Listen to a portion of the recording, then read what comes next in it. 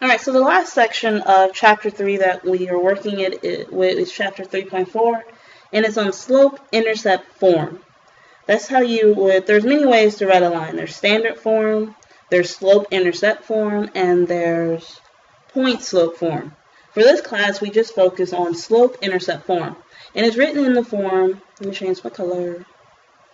It's written in the form y equals mx plus b. That's the equation of a line, y equals mx plus b, where m represents the slope, and b represents the y-intercept. Now, out of the three forms, I prefer this one the most because it gives me everything I need. It gives me the slope, and it gives me the y-intercept.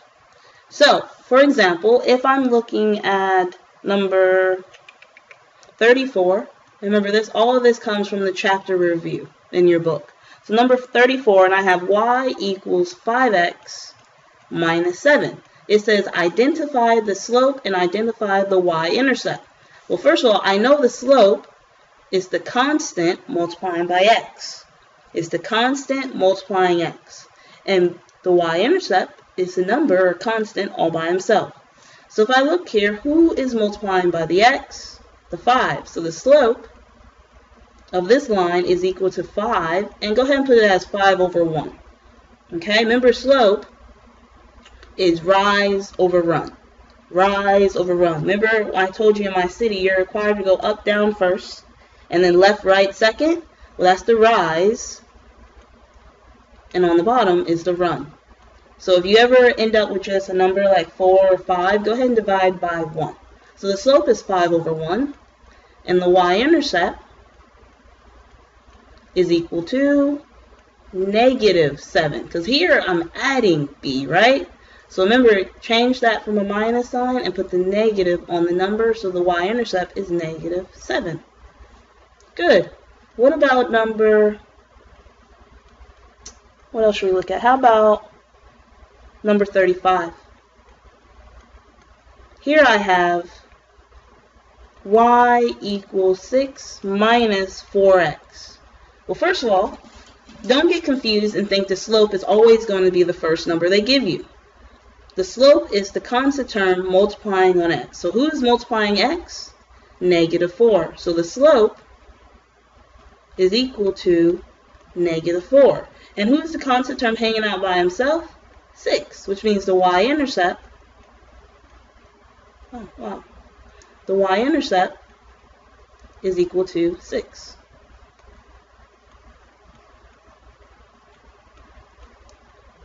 Oh, my pen's dying on me. There we go. Alright, let's look at number 36. It says y equals 3. If I can get it written down. Hold on. Y equals 3. Alright, first of all, slope. Do you see an x in here? Hopefully you're saying no, because I don't see one either, which means the slope is actually going to be 0. The slope is 0. What kind of line is this? It's a horizontal line, right? Which means the y never changes. And think back to slope. It's y2 minus y1 over x2 minus x1. It's a difference in the y's on the top. Therefore, if I'm never changing the y, I know I'm going to end up with a 0 on the top, and it doesn't matter what's on the bottom. 0 divided by anything is going to be 0. So the slope is 0. I don't have an x, it's 0. Think of it like y equals 0x plus 3. Okay? Now, the y-intercept, who's the number hanging out by himself? It's 3. So the y-intercept is 3. Good. Great. Now, you can use slope-intercept form to graph a line. Remember, how many points do you need to make a line? Hopefully you're saying you need at least 2 points. So the first thing you're going to do is you're going to graph the y-intercept. He's going to be your first point. So y-intercept is going to be my first point. Then you're going to use the slope to help you find the second point. So let's look at let's go for number 40. Okay, so y equals negative 2 over 3 x plus 5. So first thing you want to do is go ahead and identify your slope and your y-intercept. So slope is a number multiplying by the x. So my slope is equal to negative 2 over 3. If that would have just said negative 2, don't forget to put the 1 underneath it. You have to have a top and a bottom. Alright, so what does negative 2 mean? It means go down 2. Remember, negative 2. The top, remember in my city, you had to go up, down first. Therefore, if negative 2 is on the top, it's telling me to go down 2. And then on the bottom, it's just a 3. It's positive 3. So you go right 3. Okay, the rule is if you have a negative, put it with the top. Just go ahead and put the negative with the 2 and leave the 3 positive. The negative does not go to both numbers. Okay, so the slope is negative 2 over positive 3. And the y-intercept, who's a number hanging out all by himself, is 5. So the y-intercept is 5. So you're going to start by plotting the y-intercept first. So the first thing I'm going to do is plot the y-intercept.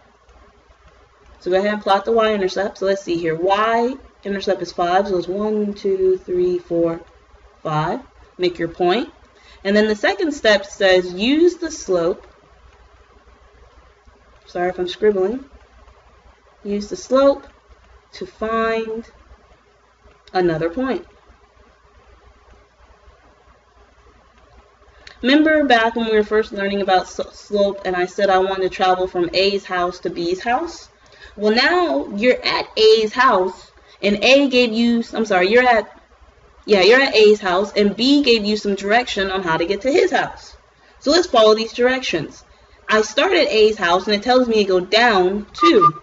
So I'm going to go down 2, 1, 2, and it says go to the right 3, 1, 2, 3. And I should be at B's house. That's where you make your point. Once you have 2 points, connect your points to make your line, and there you go. Down 2, right 3. So how do you use the slope-intercept form to help you plot? You must first plot the y-intercept. So you must first plot the y-intercept, then use the slope to find another point. Okay, so plot the y-intercept, then use the slope to help you find another point. And treat this like they are directions. They're telling you to go down 2, 1, 2, right 3, 1, 2, 3. And if you forget that down, remember in the city, you have to go up, down first. Left, right, second. Okay? Up, down first. Left, right, second.